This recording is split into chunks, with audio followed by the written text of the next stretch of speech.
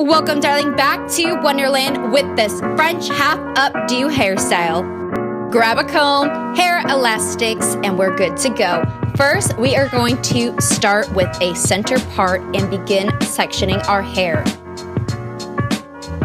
Aim to have very even, straight sections of hair, and then I am going to clip the remaining hair out of the way so I don't pick up any extra hair, even tie it back with an elastic. Once I've tied my hair back, I am going to take a small section of hair, divide that into 3 sections, and I'm going to take a Dutch braided stitch and place each and every section underneath the middle stitch. You can do a French or Dutch style braid. However, I like doing Dutch style braids when I am going to be adding flowers onto the hair. I think it gives a very beautiful 3D pop out effect on my hairstyle. Tie your hair back with an elastic, and we are going to repeat the same process on the other side, taking very small sections of hair and making sure that our sections are very straight and even proportioned from one another.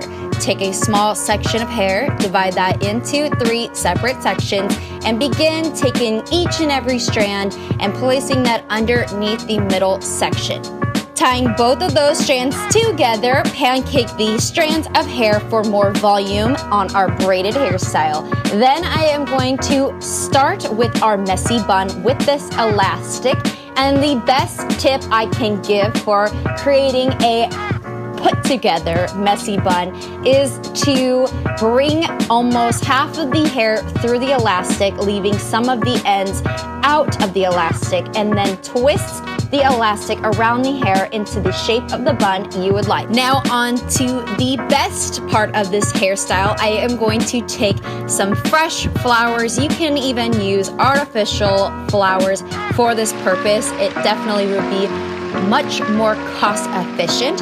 However, I had fresh flowers on hand, so I am just cutting very small strands of fresh flowers, and I am going to place these stems in and alongside the braid.